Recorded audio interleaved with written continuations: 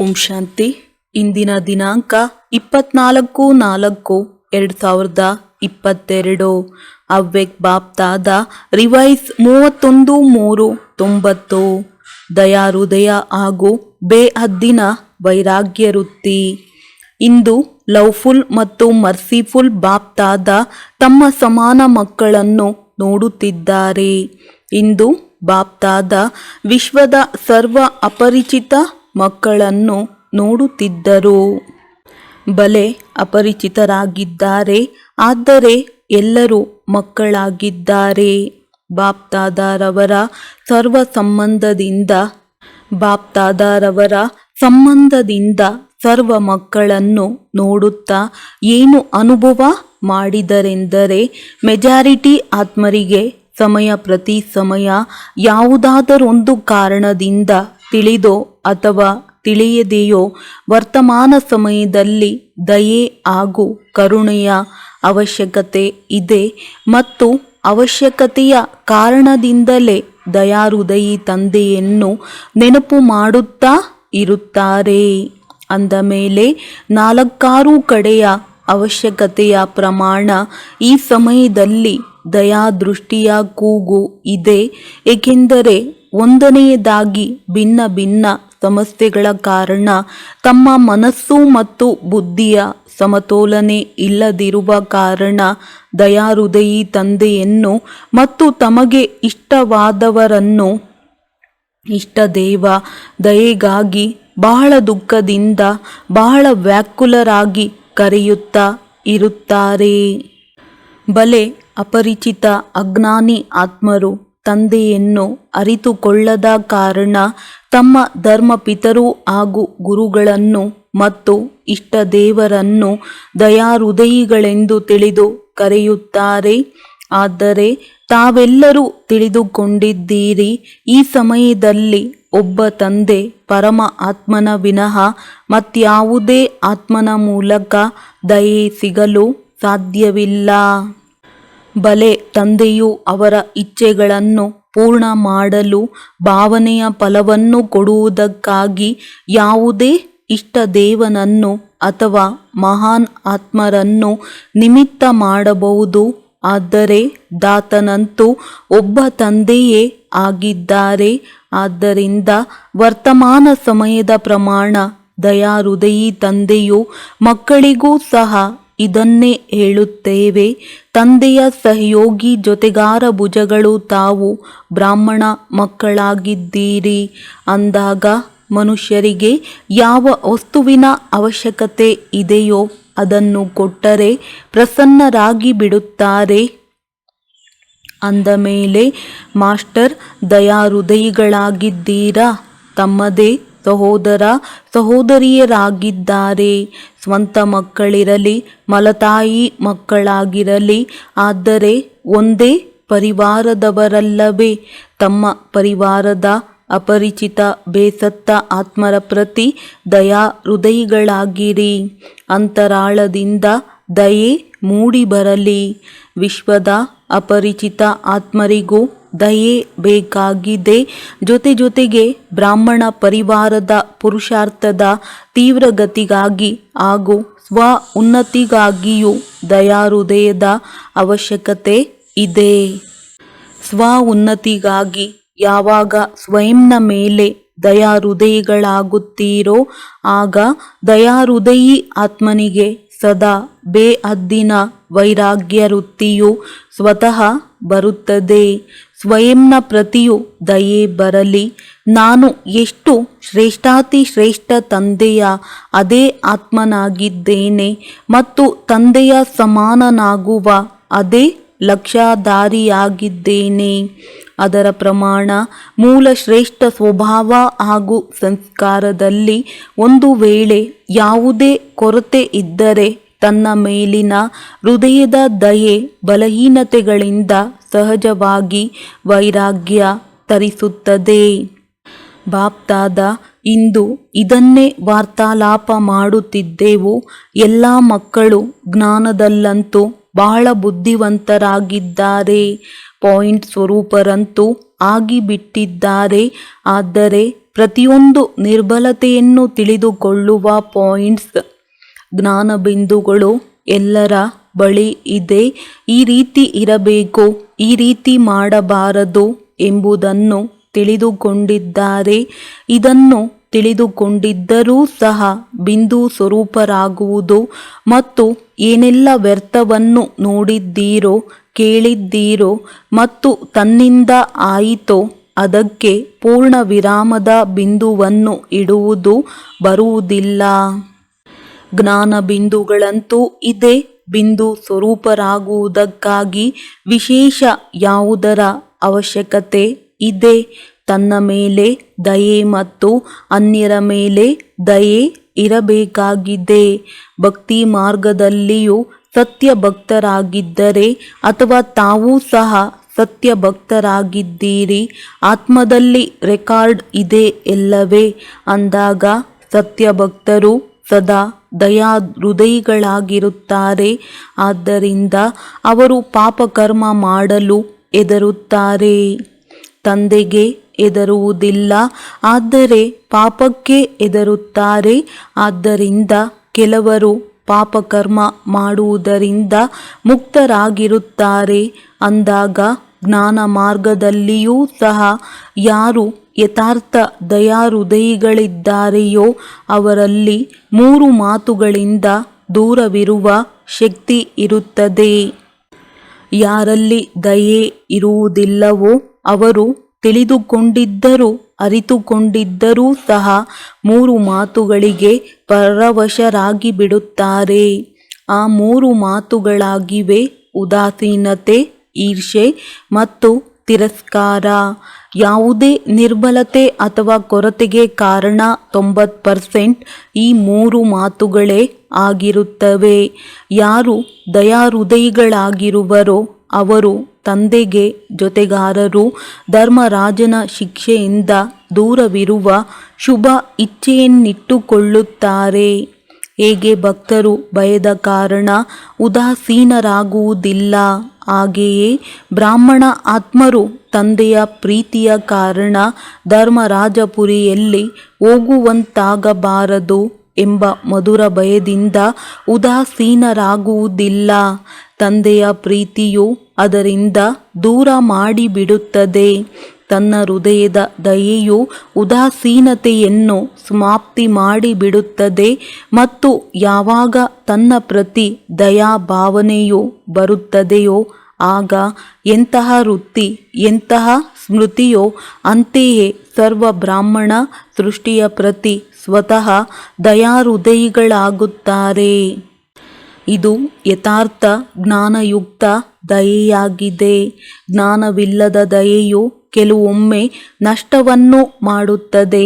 ಆದರೆ ಜ್ಞಾನಯುಕ್ತ ದಯೆಯು ಎಂದೂ ಸಹ ಯಾವುದೇ ಆತ್ಮನ ಪ್ರತಿ ಈರ್ಷೆ ಅಥವಾ ತಿರಸ್ಕಾರದ ಭಾವವು ಹೃದಯದಲ್ಲಿ ಉತ್ಪನ್ನವಾಗಲು ಬಿಡುವುದಿಲ್ಲ.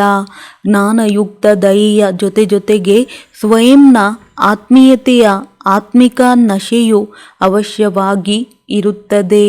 ಕೇವಲ ಒಂದು ದಯೆ ಇರುವುದಿಲ್ಲ, ಆದರೆ ದಯೆ ಮತ್ತು ನಶೆ ಎರಡರ ಸಮತೋಲನೆ ಇರುತ್ತದೆ. ಒಂದು ವೇಳೆ ಜ್ಞಾನಯುಕ್ತ ದಯೆ ಇಲ್ಲದೆ ಸಾಧಾರಣ ದಯೆ ಇದ್ದರೆ ಯಾವುದೇ ಆತ್ಮನ ಪ್ರತಿ ಸೆಳೆತದ ರೂಪದಲ್ಲಿರಬಹುದು ಅಥವಾ ಯಾವುದೇ ನಿರ್ಬಲತೆಯಿಂದ ಅವರ ಮೇಲೆ ಪ್ರಭಾವಿತರಾಗಬಹುದು. ಅಂದ ಮೇಲೆ ಪ್ರಭಾವಿತರೂ ಆಗಬಾರದು, ತಿರಸ್ಕಾರವೂ ಇರಬಾರದು. ಏಕೆಂದರೆ ತಾವು ತನು ಮನ ಬುದ್ಧಿಯ ಸಹಿತ ತಂದೆಗೆ ಪ್ರಭಾವಿತರಾಗಿ ಬಿಟ್ಟಿದ್ದೀರಿ. ಯಾವಾಗ ಮನಸ್ಸು ಬುದ್ಧಿಯು ಒಬ್ಬರ ಕಡೆ ಮತ್ತು ಶ್ರೇಷ್ಠಾತಿ ಶ್ರೇಷ್ಠತೆಯ ಕಡೆ ಪ್ರಭಾವಿತವಾಗಿ ಬಿಟ್ಟಿದೆ ಅಂದ ಮೇಲೆ ಮತ್ತೆ ಅನ್ಯರ ಮೇಲೆ ಪ್ರಭಾವಿತರಾಗಲು ಹೇಗೆ ಸಾಧ್ಯ? ಒಂದು ವೇಳೆ ಅನ್ಯರ ಮೇಲೆ ಪ್ರಭಾವಿತರಾದರೆ ಅವರಿಗೆ ಏನು ಹೇಳುವುದು? ಕೊಟ್ಟಿರುವ ವಸ್ತುವನ್ನು ಪುನಃ ತಾನೇ ಉಪಯೋಗಿಸುವುದು ಎಂದರೆ ಪ್ರಭು ಪ್ರಸಾದವನ್ನು ತನ್ನದೆಂದು ಹೇಳುವುದಾಗಿದೆ. ಯಾವಾಗ ಮನಸ್ಸು ಬುದ್ಧಿಯನ್ನು ಕೊಟ್ಟು ಬಿಟ್ಟಿರಿ ಅಂದ ಮೇಲೆ ಮತ್ತೆ ಎಲ್ಲಿಯಾದರೂ ಪ್ರಭಾವಿತರಾಗಲು ಅದು ತಮ್ಮದೇನು? ತಂದೆಗೆ ಅರ್ಪಣೆ ಮಾಡಿಬಿಟ್ಟಿದ್ದೀರೋ ಅಥವಾ ಅರ್ಧ ಕೊಟ್ಟು ಅರ್ಧ ಇಟ್ಟುಕೊಂಡಿದ್ದೀರೋ? ಯಾರು ಪೂರ್ಣ ಕೊಟ್ಟು ಬಿಟ್ಟಿದ್ದೀರಿ ಅವರು ಕೈ ಎತ್ತಿರಿ. ನೋಡಿ, ಬ್ರಾಹ್ಮಣ ಜೀವನದ ತಳಹದಿ ಮಹಾಮಂತ್ರ ಯಾವುದಾಗಿದೆ? ಮನ್ಮನಾಭವ ಅಂದ ಮೇಲೆ ಇನ್ನೂ ಮನ್ಮನಾಭವ ಆಗಿಲ್ಲವೇ? ಜ್ಞಾನಸಹಿತ ದಯಾಹೃದಯಿ ಆತ್ಮನು ಎಂದೂ ಯಾರದೇ ಗುಣಗಳ ಮೇಲಾಗಲಿ ಸೇವೆಗಾಗಲಿ ಯಾವುದೇ ಪ್ರಕಾರದ ಸಹಯೋಗವು ಪ್ರಾಪ್ತಿಯಾಗುವ ಕಾರಣ ಆ ಆತ್ಮನ ಪ್ರತಿ ಪ್ರಭಾವಿತರಾಗಲು ಸಾಧ್ಯವಿಲ್ಲ. ಏಕೆಂದರೆ ಬೇಹದ್ದಿನ ವೈರಾಗಿಗಳಾಗಿರುವ ಕಾರಣ ತಂದೆಯ ಸ್ನೇಹ ಸಹಯೋಗ ಜೊತೆ ಇದ್ದಲ್ಲದೆ ಮತ್ತೇನು ಅವರಿಗೆ ಕಾಣಿಸುವುದಿಲ್ಲ. ಬುದ್ಧಿಯಲ್ಲಿ ಬರುವುದೇ ಇಲ್ಲ. ನಿಮ್ಮೊಂದಿಗೆ ಏಳುವೆನು, ನಿಮ್ಮೊಂದಿಗೆ ಮಲಗುವೆನು, ನಿಮ್ಮೊಂದಿಗೆ ತಿನ್ನುವೆನು, ನಿಮ್ಮೊಂದಿಗೆ ಸೇವೆ ಮಾಡುವೆನು, ನಿಮ್ಮ ಜೊತೆಯೇ ಕರ್ಮಯೋಗಿ ಆಗಿರುವೆನು. ಇದೇ ಸ್ಮೃತಿಯು ಸದಾ ಆ ಆತ್ಮಕ್ಕೆ ಇರುತ್ತದೆ. ಬಲೆ ಯಾವುದೇ ಶ್ರೇಷ್ಠ ಆತ್ಮನ ಮೂಲಕ ಸಹಯೋಗವು ಸಿಗಲೂಬಹುದು. ಆದರೆ ಅದಕ್ಕೂ ದಾತ ಯಾರು? ಒಬ್ಬ ತಂದೆಯ ಕಡೆಯೇ ಬುದ್ಧಿಯು ಹೋಗುವುದಲ್ಲವೇ? ಸಹಯೋಗವನ್ನು ಖಂಡಿತ ತೆಗೆದುಕೊಳ್ಳಿ. ಆದರೆ ದಾತ ಯಾರೆಂಬುದನ್ನು ಮರೆಯಬೇಡಿ. ಶ್ರೀಮತವು ಒಬ್ಬ ತಂದೆಯದ್ದಾಗಿದೆ.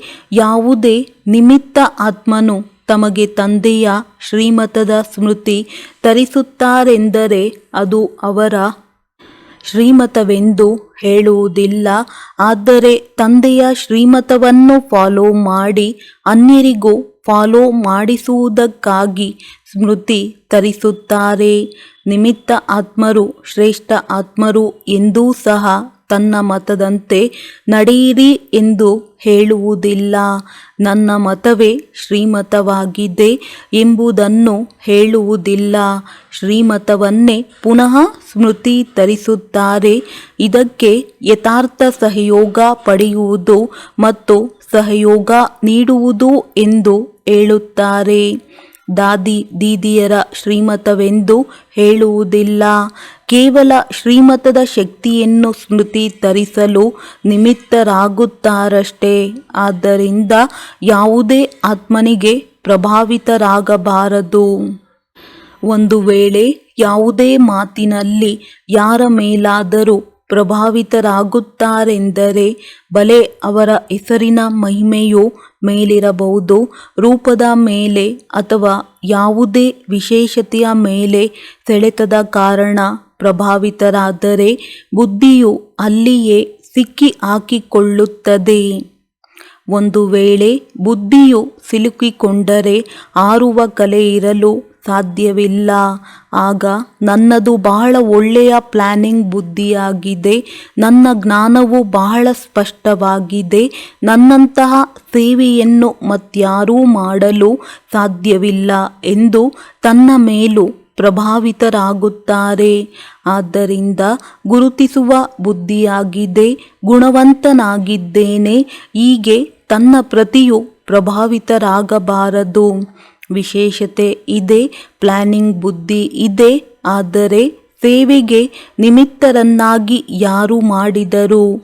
ಸೇವೆ ಎಂದರೆ ಏನೆಂಬುದು ಮೊದಲು ತಿಳಿದಿದೆ. ಆದ್ದರಿಂದ ಸ್ವ ಉನ್ನತಿಗಾಗಿ ಯಥಾರ್ಥ ಜ್ಞಾನಯುಕ್ತ ದಯಾಹೃದಯಿಗಳಾಗುವುದು ಬಹಳ ಅವಶ್ಯಕವಾಗಿದೆ.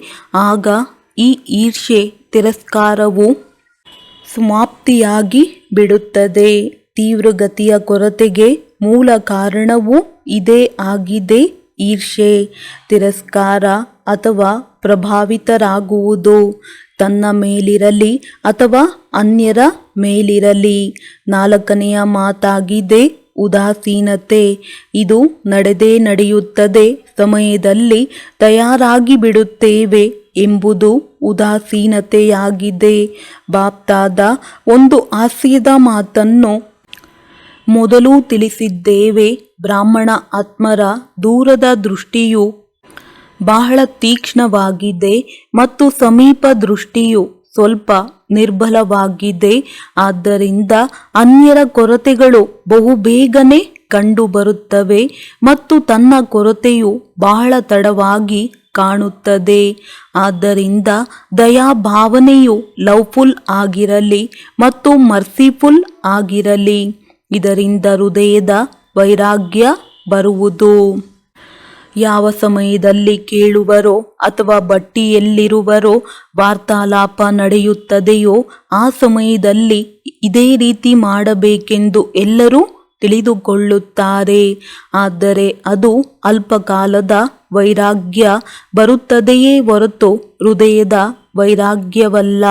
ಯಾವುದು ತಂದೆಗೆ ಇಷ್ಟವಾಗುವುದಿಲ್ಲವೋ ಅದರೊಂದಿಗೆ ಹೃದಯದ ವೈರಾಗ್ಯ ಬರಬೇಕು. ಅದು ತನಗೂ ಇಷ್ಟವಾಗುವುದಿಲ್ಲ ಎಂದರೆ ಬೇಅದ್ದಿನ ವೈರಾಗ್ಯ ವೃತ್ತಿಯ ಉಳುಮೆ ಮಾಡಿರಿ. ದಯಾ ಹೃದಯಿಗಳಾಗಿರಿ. ಕೆಲವು ಮಕ್ಕಳು ಬಹಳ ಒಳ್ಳೊಳ್ಳೆಯ ಮಾತುಗಳನ್ನು ತಿಳಿಸುತ್ತಾರೆ, ಹೇಳುತ್ತಾರೆ. ಯಾರಾದರೂ ಸುಳ್ಳು ಹೇಳಿದರೆ ಆಗ ಬಹಳ ಕೋಪ ಬರುತ್ತದೆ. ಸುಳ್ಳು ಹೇಳಿದಾಗ ಕೋಪ ಬರುತ್ತದೆ ಅಥವಾ ಯಾರಾದರೂ ತಪ್ಪು ಮಾಡಿದಾಗ ಕೋಪ ಬರುತ್ತದೆ. ಹಾಗೆಯೇ ಬರುವುದಿಲ್ಲ ಎಂದು ಹೇಳುತ್ತಾರೆ. ಅವರಂತೂ ಸುಳ್ಳು ಹೇಳಿದರು ಅದನ್ನು ತಪ್ಪೆಂದು ತಿಳಿಯುತ್ತೀರಿ ಮತ್ತು ತಾವು ಅದಕ್ಕಾಗಿ ಕೋಪಿಸಿಕೊಳ್ಳುತ್ತೀರೆಂದರೆ ಇದು ಸರಿಯೇ? ತಪ್ಪು ಮಾಡುವವರು ತಪ್ಪು ಮಾಡುವವರಿಗೆ ಹೇಗೆ ತಿಳಿಸುವಿರಿ? ಅದರ ಪ್ರಭಾವ ಬೀರುವುದೇ. ಆ ಸಮಯದಲ್ಲಿ ತನ್ನ ತಪ್ಪನ್ನು ನೋಡಿಕೊಳ್ಳುವುದಿಲ್ಲ. ಆದರೆ ಅನ್ಯರ ಸುಳ್ಳಿನ ಚಿಕ್ಕ ಮಾತನ್ನೂ ಸಹ ದೊಡ್ಡದು ಮಾಡಿಬಿಡುತ್ತಾರೆ. ಅಂತಹ ಸಮಯದಲ್ಲಿ ದಯಾ ಹೃದಯಿಗಳಾಗಿರಿ. ತನಗೆ ಪ್ರಾಪ್ತಿಯಾಗಿರುವ ತಂದೆಯ ಶಕ್ತಿಯ ಮೂಲಕ ದಯಾ ಹೃದಯಿಗಳಾಗಿರಿ. ಸಹಯೋಗ ನೀಡಿರಿ. ಲಕ್ಷ್ಯವನ್ನು ಚೆನ್ನಾಗಿ ಇಟ್ಟುಕೊಳ್ಳುತ್ತಾರೆ. ಅವರನ್ನು ಸುಳ್ಳು ಹೇಳುವುದರಿಂದ ಬಿಡಿಸುತ್ತಿದ್ದೇವೆಂದು ತಿಳಿಯುತ್ತಾರೆ. ಲಕ್ಷ್ಯವು ಚೆನ್ನಾಗಿದೆ, ಅದಕ್ಕಾಗಿ ಶುಭಾಶಯಗಳು. ಆದರೆ ಫಲಿತಾಂಶವೇನು ಬಂದಿತು? ಅವರು ಫೇಲ್. ತಾವು ಫೇಲ್ ಆದಿರಿ. ಅಂದ ಮೇಲೆ ಫೇಲ್ ಆಗಿರುವವರು ಫೇಲ್ನವರನ್ನು ಪಾಸ್ ಮಾಡಿಸಲು ಸಾಧ್ಯವೇ? ಅವರನ್ನು ಸರಿಪಡಿಸುವುದು, ಮುಂದುವರೆಸುವುದು ನಮ್ಮ ಜವಾಬ್ದಾರಿಯಲ್ಲವೇ ಎಂದು ಕೆಲವರು ತಿಳಿದುಕೊಳ್ಳುತ್ತಾರೆ.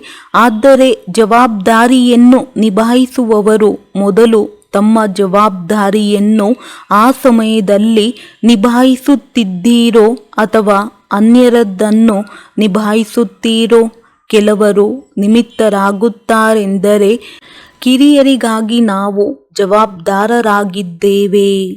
ಅವರಿಗೆ ಶಿಕ್ಷಣ ಕೊಡಬೇಕು, ಕಲಿಸಿಕೊಡಬೇಕೆಂದು ತಿಳಿದುಕೊಳ್ಳುತ್ತಾರೆ. ಆದರೆ ಸದಾ ಇದನ್ನೇ ಆಲೋಚಿಸಿ. ಯಥಾರ್ಥ ಜ್ಞಾನವೇ ಆದಾಯದ ಮೂಲವಾಗುವುದು. ಒಂದು ವೇಳೆ ತಾವು ಶಿಕ್ಷಕನ ಜವಾಬ್ದಾರಿಯಿಂದ ಶಿಕ್ಷಣ ಕೊಟ್ಟಿರಿ. ಆದರೆ ಮೊದಲು ಇದನ್ನು ನೋಡಿಕೊಳ್ಳಿ. ಆ ಶಿಕ್ಷಣದಿಂದ ಅನ್ಯರ ಸಂಪಾದನೆಯು ಜಮಾ ಆಯಿತೆ, ಆದಾಯದ ಮೂಲವಾಯಿತೆ ಅಥವಾ ಅವರ ಆದಾಯಕ್ಕೆ ಅಡಚಣೆಯಾಯಿತೆ? ಆದ್ದರಿಂದ ಬಾಪ್ತಾದ ಸದಾ ಹೇಳುತ್ತೇವೆ, ಯಾವುದೇ ಕರ್ಮ ಮಾಡುತ್ತೀರೆಂದರೆ ತ್ರಿಕಾಲದರ್ಶಿ ಸ್ಥಿತಿಯಲ್ಲಿ ಸ್ಥಿತರಾಗಿ ಮಾಡಿರಿ. ಇವರು ಹೀಗೆ ಮಾಡಿದರು ಆದ್ದರಿಂದ ಹೇಳಿದೆನು ಎಂದು ಕೇವಲ ವರ್ತಮಾನವನ್ನು ನೋಡಬೇಡಿ, ಆದರೆ ಅದರ ಭವಿಷ್ಯ ಪರಿಣಾಮವೇನಾಗುವುದು ಎಂಬುದನ್ನು ನೋಡಿರಿ. ಬ್ರಾಹ್ಮಣ ಆತ್ಮರದ್ದು ಇಂದಿನ ಆದಿ ಅನಾದಿ ಯಾವ ಸ್ಥಿತಿಯಿತ್ತು, ಈಗಲೂ ಇದೆ ಮತ್ತು ಮುಂದೆಯೂ ಇರುತ್ತದೆಯೋ ಅದೇ ಪ್ರಮಾಣವಿದೆಯೇ? ಮೂರು ಕಾಲಗಳನ್ನು ಪರಿಶೀಲನೆ ಮಾಡಿಕೊಳ್ಳಿರಿ. ಬಾಪ್ತಾದ ಏನೆಂದು ಬಯಸುತ್ತೇವೆಂದು ತಿಳಿಯಿತೆ. ಸ್ವ ಉನ್ನತಿಯಂತೂ ಮಾಡಿಕೊಳ್ಳಿರಿ. ಆದರೆ ಯಾವ ಪರಿವರ್ತನೆಯನ್ನು ತರುತ್ತೀರಿ? ಮಹಾರಥಿಗಳಿರಲಿ ಹೊಸಬರಿರಲಿ ಬಾಪ್ದಾದಾರವರದ್ದು ಒಂದೇ ಶುಭ ಆಸೆಯಾಗಿದೆ. ಎಷ್ಟನ್ನು ಬಯಸುತ್ತಾರೆಯೋ ಅಷ್ಟು ಇನ್ನೂ ಆಗಿಲ್ಲ. ಫಲಿತಾಂಶವನ್ನಂತೂ ತಿಳಿಸುತ್ತೇವೆ ಅಲ್ಲವೇ? ಬಾಪ್ದಾದ ಅಲ್ಪಜ್ಞಾನದ ವೈರಾಗ್ಯವನ್ನು ಬಯಸುವುದಿಲ್ಲ. ನಿಜವಾದ ವೈರಾಗ್ಯ ಬರಲಿ. ಯಾವುದು ತಂದೆಗೆ ಇಷ್ಟವಾಗುವುದಿಲ್ಲವೋ ಅದನ್ನು ಮಾಡಬಾರದು, ಆಲೋಚಿಸಬಾರದು, ಹೇಳಬಾರದು. ಇದಕ್ಕೆ ಹೃದಯದ ಪ್ರೀತಿ ಎಂದು ಬಾಪ್ದಾದ ಹೇಳುತ್ತೇವೆ. ಈಗಿನ್ನೂ ಅದು ಬೆರಕೆ ಇದೆ. ಕೆಲವೊಮ್ಮೆ ಹೃದಯದ ಪ್ರೀತಿ, ಕೆಲವೊಮ್ಮೆ ಬುದ್ಧಿಯ ಪ್ರೀತಿ ಇದೆ. ಮಾಲೆಯ ಪ್ರತಿಯೊಂದು ಮಣಿಯು ಮಣಿಯ ಜೊತೆ ಸಮೀಪ ಇರಲಿ, ಸ್ನೇಹಿಯಾಗಿರಲಿ, ಪ್ರಗತಿಗಾಗಿ ಸಹಯೋಗಿಯಾಗಿರಬೇಕು. ಆದರೆ ಅದು ಆಗಿಲ್ಲ. ಆದ್ದರಿಂದ ಮಾಲೆಯು ಇನ್ನೂ ತಯಾರಾಗದೆ ನಿಂತಿದೆ.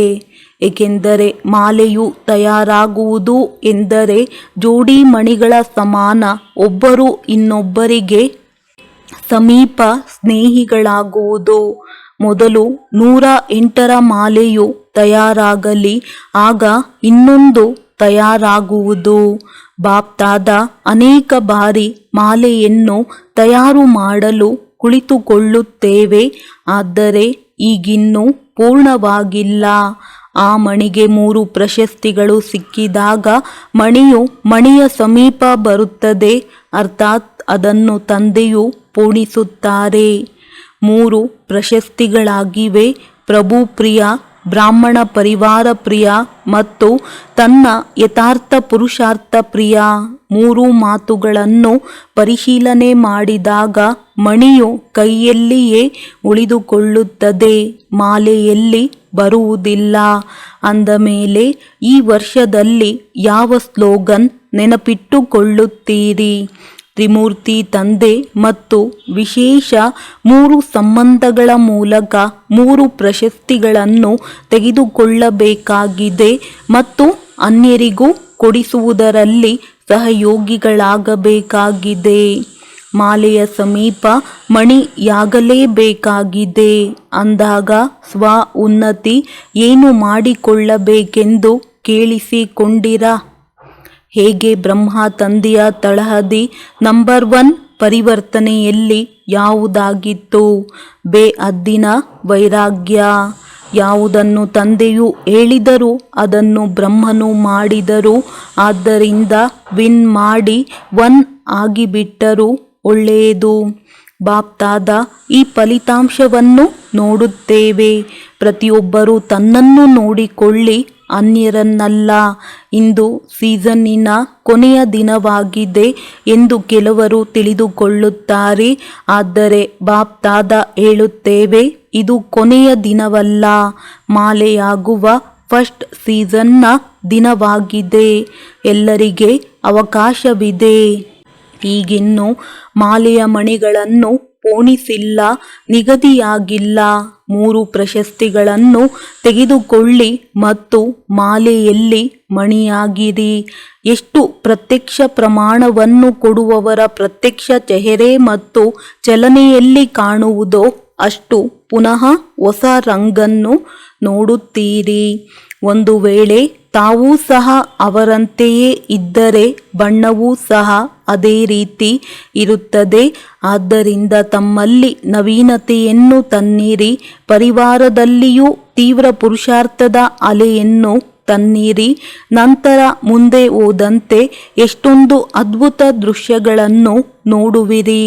ಇಲ್ಲಿಯವರೆಗೆ ಏನಾಯಿತೋ ಅದು ಕಳೆದು ಹೋಯಿತು. ಈಗ ಪ್ರತಿ ಕರ್ಮದಲ್ಲಿ ಹೊಸ ಉಮಂಗ, ಹೊಸ ಉತ್ಸಾಹ. ಈ ರೆಕ್ಕೆಗಳಿಂದ ಹಾರುತ್ತಾ ಹೋಗಿ. ಯಾರೆಲ್ಲ ಸೇವೆಯಲ್ಲಿ ಸಹಯೋಗ ನೀಡಿದ್ದೀರೋ ಅವರು ತಮ್ಮ ಭಾಗ್ಯವನ್ನು ಜಮಾ ಮಾಡಿಕೊಂಡಿರಿ. ಬಹಳ ಚೆನ್ನಾಗಿ ಮಾಡಿದ್ದೀರಿ. ಬಲೆ ದೇಶ ವಿದೇಶದ 4 ಕಡೆಯ ಸೇವಾದಾರಿಗಳು ಸೇವೆ ಮಾಡಿದ್ದೀರಿ. ಆದ್ದರಿಂದ ಸೇವಾದಾರಿಗಳಿಗೆ ಬಾಪ್ದಾದ ಸದಾ ಇದನ್ನೇ ಹೇಳುತ್ತೇವೆ. ಸೇವಾದಾರಿ ಅರ್ಥಾತ್ ಸುವರ್ಣಾವಕಾಶದ ಭಾಗ್ಯವನ್ನು ತೆಗೆದುಕೊಳ್ಳುವವರು. ಈಗ ಇದೇ ಭಾಗ್ಯವನ್ನು ಎಲ್ಲಿ ಹೋದರೂ ಸಹ ಅಲ್ಲಿ ಹೆಚ್ಚಿಸಿಕೊಳ್ಳುತ್ತಾ ಇರಿ, ಕಡಿಮೆಯಾಗಲು ಬಿಡಬೇಡಿ. ಸ್ವಲ್ಪ ಸಮಯದ ಅವಕಾಶವು ಸದಾ ಕಾಲಕ್ಕಾಗಿ ತೀವ್ರ ಪುರುಷಾರ್ಥದ ಸುವರ್ಣಾವಕಾಶವನ್ನು ತರುತ್ತಾ ಇರುವುದು. ಸೇವಾದಾರಿಗಳು ಯಾರೆಲ್ಲ ಹೊರಟು ಹೋಗಿದ್ದಾರೆ ಅಥವಾ ಹೋಗುವವರಿದ್ದಾರೆಯೋ ಎಲ್ಲರಿಗೆ ಶುಭಾಶಯಗಳು. ಒಳ್ಳೆಯದು. ಸರ್ವ ದಯಾಹೃದಯಿ ಶ್ರೇಷ್ಠಾತ್ಮರಿಗೆ ಸದಾ ಸ್ವಯಂವನ್ನು ಸ್ವ ಉನ್ನತಿಯ ಹಾರುವ ಕಲೆಯಲ್ಲಿ ತೆಗೆದುಕೊಂಡು ಹೋಗುವವರು, ತೀವ್ರ ಪುರುಷಾರ್ಥಿ ಆತ್ಮರಿಗೆ ಸದಾ ಪ್ರತಿ ಸಮಯ ಒಬ್ಬ ತಂದೆಯನ್ನು ಜೊತೆ ಅನುಭವ ಮಾಡುವಂತಹ ಅನುಭವಿ ಆತ್ಮರಿಗೆ ಸದಾ ತಂದೆಯ ಹೃದಯದ ಆಸೆಗಳನ್ನು ಪೂರ್ಣ ಮಾಡುವಂತಹ ಕುಲದೀಪಕ ಆತ್ಮರಿಗೆ ಸದಾ ತನ್ನನ್ನು ಮಾಲೆಯ ಸಮೀಪ ಮಣಿಯನ್ನಾಗಿ ಮಾಡಿಕೊಳ್ಳುವ ವಿಜಯೀ ಆತ್ಮರಿಗೆ ಬೇಹದ್ದಿನ ವೈರಾಗ್ಯ ವೃತ್ತಿಯಿಂದ ಪ್ರತಿ ಸಮಯ ತಂದೆಯನ್ನು ಫಾಲೋ ಮಾಡಿ ತಂದೆಯ ಸಮಾನರಾಗುವಂತಹ ಅತಿ ಸ್ನೇಹಿ ಬಲಭುಜ ಮಕ್ಕಳಿಗೆ ಬಾಪ್ದಾದಾರವರ ನೆನಪು, ಪ್ರೀತಿ ಹಾಗೂ ನಮಸ್ತೆ. ವರದಾನ: ಪ್ರಾಪ್ತಿಗಳನ್ನು ಇಮರ್ಜ್ ಮಾಡಿಕೊಂಡು ಸದಾ ಖುಷಿಯ ಅನುಭೂತಿ ಮಾಡುವಂತಹ ಸಹಜ ಯೋಗಿ ಭವ. ಸಹಜ ಯೋಗದ ಆಧಾರವಾಗಿದೆ ಸ್ನೇಹ ಮತ್ತು ಸ್ನೇಹದ ಆಧಾರವಾಗಿದೆ ಸಂಬಂಧ. ಸಂಬಂಧದಿಂದ ನೆನಪು ಮಾಡುವುದು ಸಹಜವಾಗುವುದು. ಸಂಬಂಧದಿಂದಲೇ ಸರ್ವ ಪ್ರಾಪ್ತಿಗಳಾಗುತ್ತವೆ. ಎಲ್ಲಿಂದ ಪ್ರಾಪ್ತಿಯಾಗುವುದೋ ಅಲ್ಲಿ ಮನಸ್ಸು ಬುದ್ಧಿಯು ಸಹಜವಾಗಿ ಜೋಡಣೆಯಾಗುವುದು. ಆದ್ದರಿಂದ ತಂದೆಯವರು ಯಾವ ಶಕ್ತಿಗಳನ್ನು, ಜ್ಞಾನದ ಗುಣಗಳ, ಸುಖ, ಶಾಂತಿ, ಆನಂದ, ಪ್ರೇಮದ ಖಜಾನೆಯನ್ನು ಕೊಟ್ಟಿದ್ದಾರೆ. ಏನೆಲ್ಲ ಭಿನ್ನ ಭಿನ್ನ ಪ್ರಾಪ್ತಿಗಳಾಗಿವೆಯೋ ಆ ಪ್ರಾಪ್ತಿಗಳನ್ನು ಬುದ್ಧಿಯಲ್ಲಿ ಪ್ರತ್ಯಕ್ಷಗೊಳಿಸುತ್ತೀರೆಂದರೆ ಖುಷಿಯ ಅನುಭೂತಿಯಾಗುವುದು ಹಾಗೂ ಸಹಜ ಯೋಗಿಗಳಾಗಿ ಬಿಡುವಿರಿ.